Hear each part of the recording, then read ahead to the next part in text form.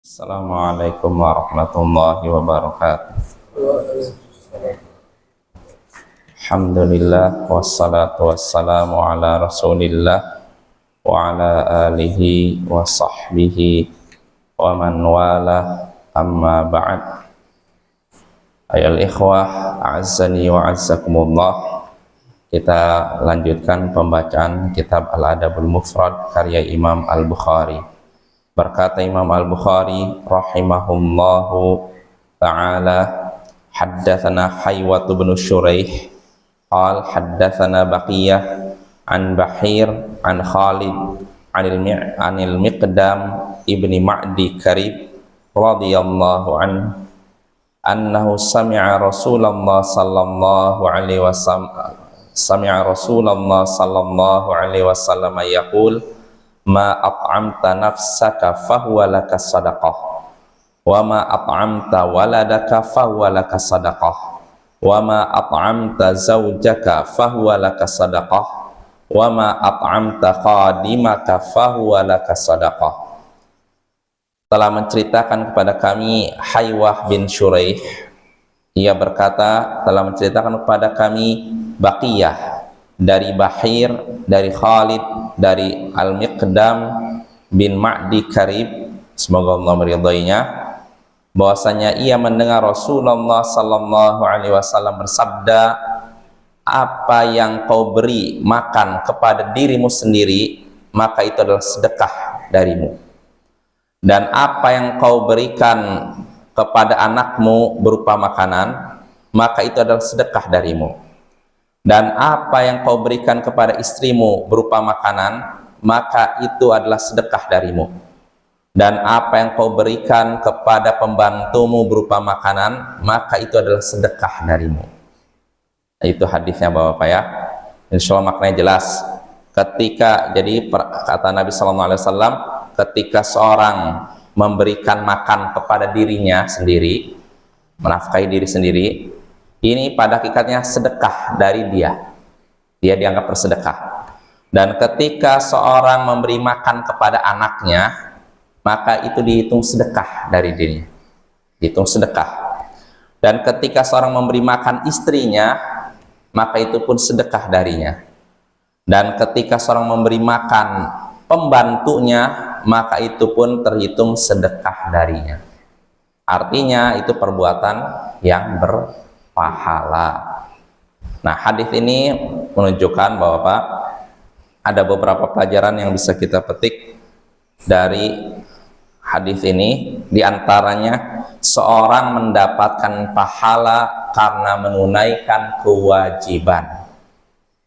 Seorang mendapatkan pahala karena menunaikan kewajiban. Ya, contohnya dalam hadis ini, seorang menafkahi diri sendiri, hukumnya apa? Wajib kan? Nah, kata Nabi itu sedekah. Padahal itu kewajiban, tapi itu dihitung sedekah, adalah pahala artinya. Begitu juga ketika seorang memberi makan atau menafkahi anaknya.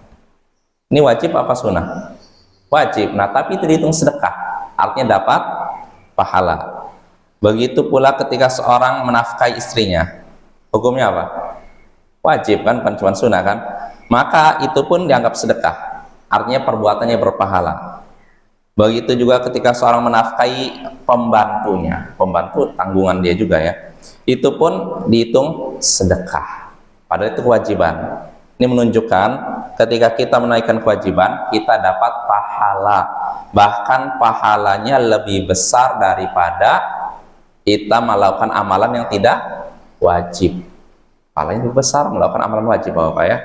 Jadi jangan kita pikirkan kalau kita memberi makan orang jauh pahala, kalau memberi makan anak sendiri nggak pahala. Nah, ini keliru. Memberi makan anak sendiri itu pahala, berpahala juga, bahkan pahalanya lebih besar daripada ngasih makan orang jauh gitu Bapak ya. Nah, itu faedah pertama. Lalu faedah kedua yang bisa kita petik dari sini juga, anjuran bagi seorang muslim untuk bekerja keras. Dari mana kita tahu?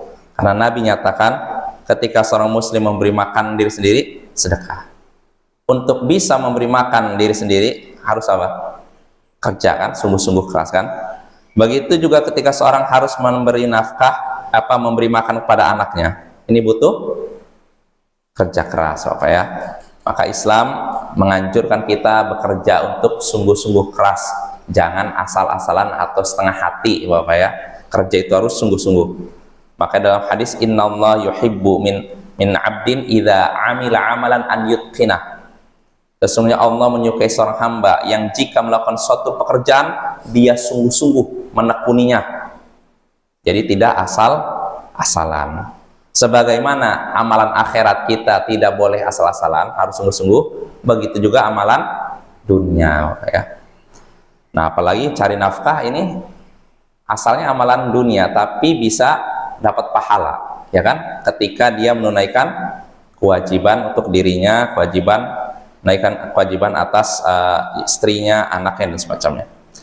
Nah, itu faedah kedua. Lalu faedah ketiga yang bisa kita petik dari hadis ini dan sesuai dengan judul bab, keutamaan menafkahi putri yang dikembalikan kepada seseorang. Keutamaan seseorang menafkahi putrinya yang dikembalikan kepadanya. Kenapa dikembalikan kepadanya? Karena ditinggal mati suaminya atau diceraikan oleh suaminya. Dalam hadis ini nggak disebutkan, Bapak. Kalau dalam dua hadis sebelumnya kan disebutkan apa itu, katanya apa, sedekah yang paling besar pahalanya, yaitu sedekah kepada putrimu yang dikembalikan kepadamu, ya kan? Ada lafal seperti itu kan? Tapi kalau dalam hadis ini tidak disebutkan. Terus dari mana kita bisa tahu keutamaan menafkahi putri yang dikembalikan pada kita? Kalau kata ini para ulama, ya berdasarkan perkataan Nabi, makanan yang diberikan kepada anakmu maka itu adalah sedekah darimu. Nah, makanan yang diberikan kepada anakmu, nah putri kita yang dikembalikan pada kita itu termasuk anak kita. Karena itu ketika kita memberi nafkah kepadanya maka kita pun mendapatkan pahala, ya. Maka hendaknya kita memberikan nafkah kepada siapapun yang orang yang wajib kita nafkahi, diantaranya apa?